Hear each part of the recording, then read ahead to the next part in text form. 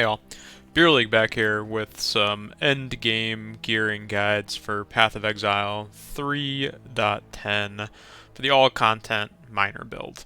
Just going to go over into some different gearing options for the build, talk about the gear progression, what you're looking to upgrade when you're going for different things, and then we'll take a look at the skill tree really quickly as well. So before I get going here, the gear that is showcased here today is pretty high end.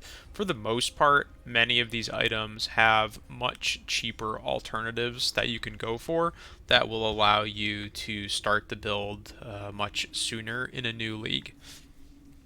In a new league or when you're starting a new character, probably the easiest way to gear up for this is to go for Chaos Inoculation on the tree before you switch over to Lowlife. Chaos Inoculation simply is using Energy Shield gear and picking up Chaos Inoculation on the tree, which is located right here, this keystone.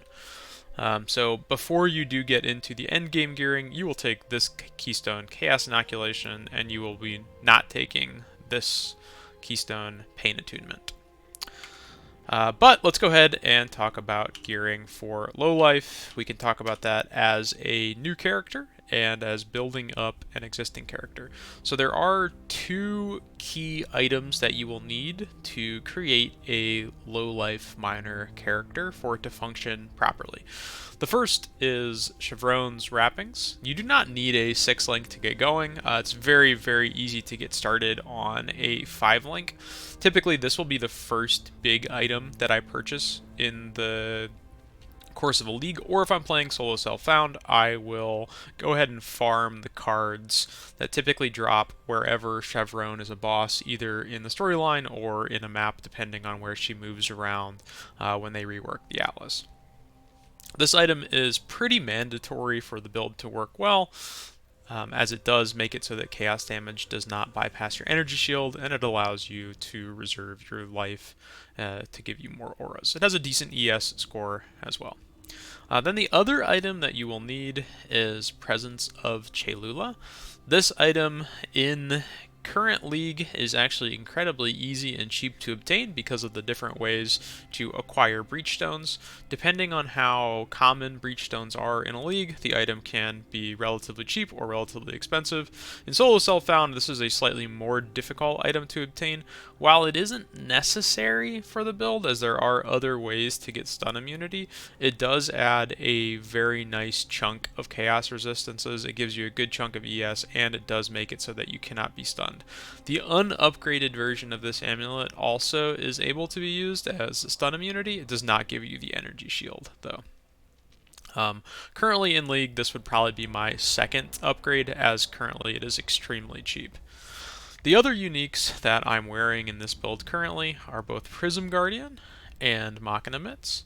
We'll talk about the cheaper one first. Prism Guardian, depending on the league, this is typically a 10, 20C unique, maybe slightly less depending on the time in the league, slightly more if we're in a league like 3.10 where people are stacking auras and abusing those mechanics. This item will allow you to reserve two 50% auras and a 35% aura on your life. And then the other item that we're using here is Machina Mitts. This is not an item that you would purchase early on in a league. Rather, this is a later upgrade that you would go for.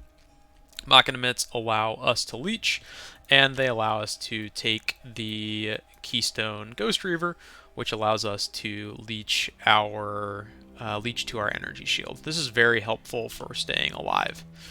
Again, these are relatively expensive for 5x at most points in the league, so this would be one of the last upgrades that I would make when looking for major upgrades to the character. And then we're using 6 different rare items. We are using rare boots, we are using a rare belt, we are using 2 rare rings, a rare helm, and a rare weapon. Most of these can be replaced by different uniques, and I'm sorry I can't count. That is actually 6. There are 6 rare items that we're using. The weapon here, what we're really looking for is +1 to whichever type of skill gem you're using. I'm using Ball Lightning, so I'm using +1 to Lightning Gems. Then we're also looking for spell damage, critical strike chance, crit multi, and non-chaos as chaos damage. These are all good stats. The weapon is also a place where you can pick up some fire damage for spells, which is helpful for one of our ascendancies. The helm, we are looking for a high ES score and resistances. The helmet is also supported by an enchant here. Ball Lightning fires an additional projectile. That's very strong for Ball Lightning. Most of the different mind skills have pretty strong enchants that can be pretty pricey depending on the helmet that you're looking at. The two rare rings that we're using are rings that are help filling some stats, filling some different resistances, and getting ES here. This Tempest Grip Moonstone ring is actually a pretty bad ring here that I'm using. However, it fills the dexterity requirements of the build, gives me the fire res that I need, and has a pretty big ES score. The Hatefinger Moonstone Ring is, it's got good prefixes on it. It gives me energy shield, spell damage, and percent increased maximum energy shield, which is a roll there based on its influence type. However, the suffixes are pretty bad at some point. I do need to remove those. There are many options that you can go with as far as rings. You can go with rare rings like I have, influenced rings. You can also go with Mark of the Shaper plus an Elder Ring. That's probably your biggest damage increase. You can also go with Lori's Lantern. It's a very good defensive ring, adds some movement speed, also adds some chaos res. Overall, very strong ring when you're starting out. Rings are probably one of the cheaper sections of this build, unless you're looking to go for Mark of the Shaper in a league where it's difficult to obtain. And then for your belt, you've got two options. You can go with a crystal belt or a Stygian Vice. Both are perfectly fine. The crystal belt will give you some more options for energy shield, while the Vice will provide slightly more damage. Here, the one role that I have that is important to note is Aspect of the Spider. You will want that on one of your items, whether it's a ring or a belt. The easiest places to put that, you can craft that in the bestiary. Typically, that beast is quite cheap to buy. You can buy them for somewhere between 10 and 20 C to craft those onto your items. This belt is also a pretty high-end belt, as it does have the percentage increased to maximum energy shield. I'm also using the belt to pick up the strength that I need here. So I've got dexterity on my ring, strength on my belt, so I don't need to pick up any from the tree. And then I'm also using rare boots here that have a high ES score and some resistances. These boots are pretty good. They do have high ES, a decent amount of resistance, and high movement speed. You can also use Sintrek, that's perfectly fine. And then the Doriani's boots are also a good option on a higher end budget. Boots, you're looking for energy shield resistances. So between the 6 rare pieces outside of the weapon, you are just looking for resistances. You're looking for high ES scores, and then any damage stats you can get. On the boots, you're looking for move speed, and then on the helmet, you're looking for an enchant if you can afford it. Let's take a look at the flasks. Currently, I am using a Chemist's Quicksilver Flask of Adrenaline just to give me that zoom, gotta go fast. We're also using a Chemist's Diamond Flask of Heat. So this is giving me freeze immunity. Also, the Diamond Flask is very important as it's a crit build. We're using an Enduring Divine Mana Flask of Warding, which removes curses. The Enduring is very important here, as it allows us to continually recharge our mana. The freeze and curse effect here is interchangeable. It doesn't really matter too much which one is on either flask. And then I'm using 2 unique flasks, a Dying Sun, which increases the clear speed of the build, provides some slight boss DPS, and then a Bottled Faith. This is definitely not a mandatory flask for the build, as it is a pretty high-end and expensive flask, but it is a very large DPS increase. So if I'm starting off this build early on in the league, typically I'm just looking for rares to help fill it out. I'll buy a 5-link Chevron's, or I'll buy a Chevron's and 5-link it as quickly as possible, and I'll fill out all the rest of my gear with cheap rares. Or cheap uniques that fit those slots. So typically, this will be my big buy, and then everything else will be a very cheap buy until I can afford Presence of Chelula, and then I'll just slowly upgrade the remainder of my gear. Once I'm at a point where I'm doing higher tier red maps, I'm either going to look for a better weapon, or you're going to go for Machina Mitts, which will provide a nice amount of sustain for you. At that point, you're probably also looking to upgrade to a Dying Sun, and then at that point you will be using Added Ziri's Promise instead of Bottled Faith in this slot. And you may be looking to use a Bleed Immunity Flask as well, which I'll talk about here in a second. You may need the Bleed Immunity Flask to remove different bleed effects in the game. And then finally, your last upgrade for the build typically is going to be a enchant in the helmet slot, as it does add quite a nice amount of DPS or clear speed. However, they do tend to get pretty pricey when you're looking at creating those helmets with extremely strong enchants. And then after that, you would probably look to get a Bottled Faith to round out your different flasks. In the tree, we take a look at a couple different items that we have here. One, I am using a jewel here that has Corrupted Blood cannot be inflicted upon you. That is an extremely strong mod that makes it so I cannot get Corrupted Blood. Bleeding is still an issue, although there's very rare instances of dying from bleeding in the game, especially because you do stand still for such amount of time and turret. We also use energy from within, so we are trying to convert as much of this life wheel here into ES. Pretty cheap jewel for what it does.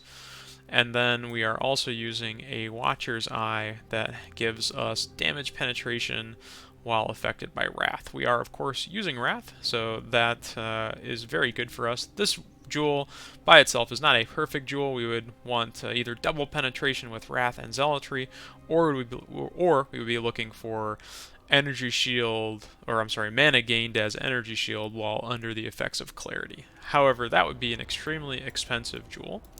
We're also using 2 cluster jewels on the tree. We're using 1 increased aura effect, not the cheater aura effect as some people are doing right now, but we're just using one that gives us some more aura of effectiveness.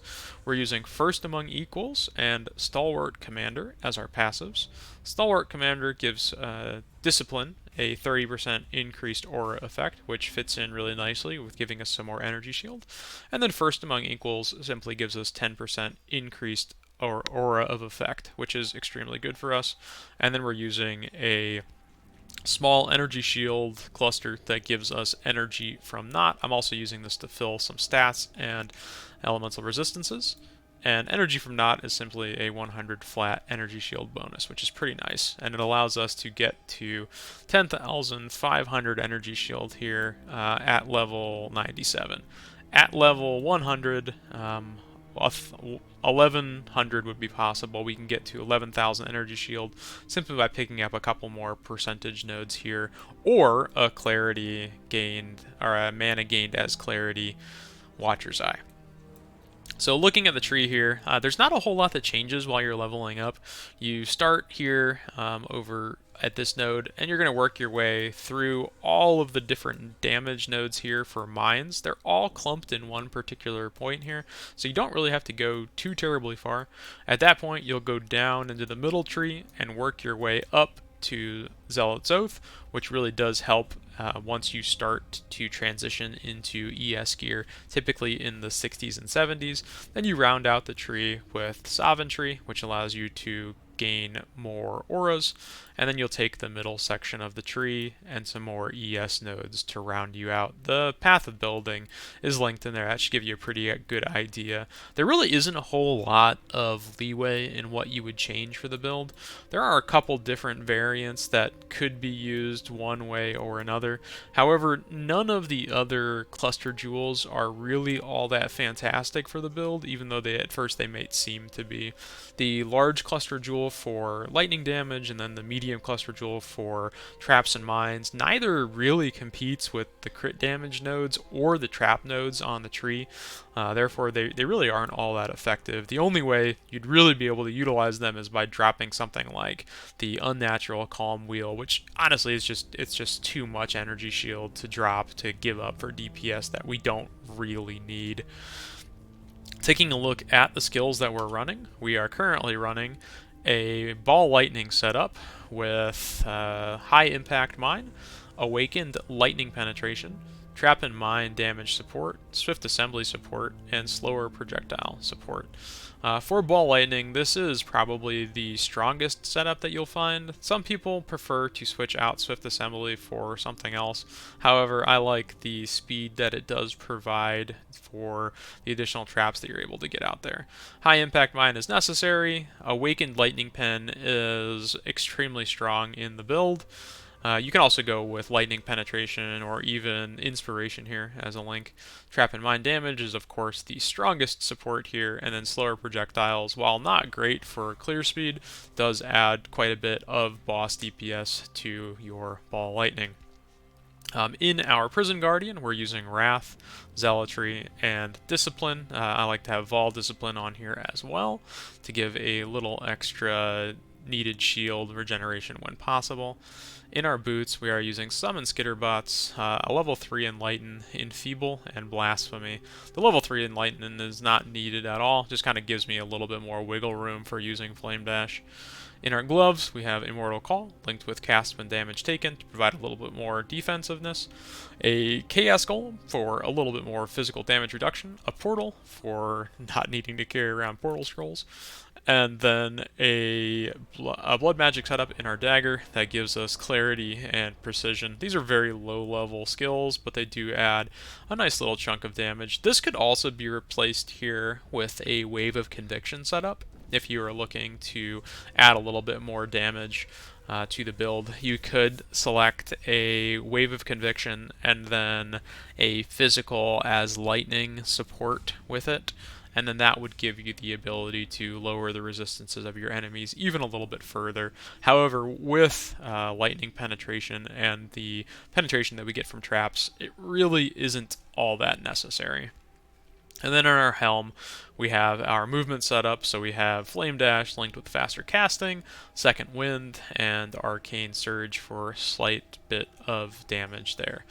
On this setup, there really isn't a whole lot that you could change. If you were looking at dropping and adding a couple of different things, there is the opportunity to drop the Enfeeble if you're looking to go a little bit more offensive, and to add something that does add a bit more DPS, like a Herald or something like that.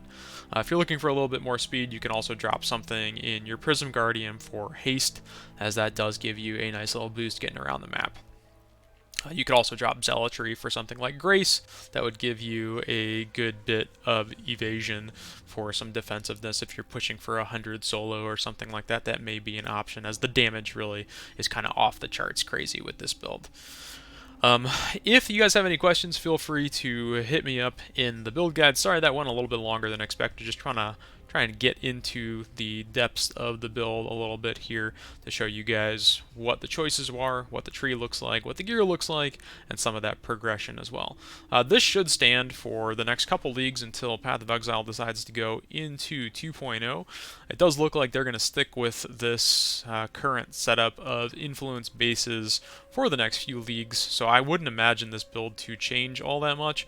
If one of the mine skills or one of the spells that we use for mines does get nerfed in a certain way, there are other mine skills that are just as powerful, if not more powerful, than Ball Lightning would be, so we can easily go to those. Thank you guys, have a good day. If you have any questions, feel free to ask in the build guide. Cheers.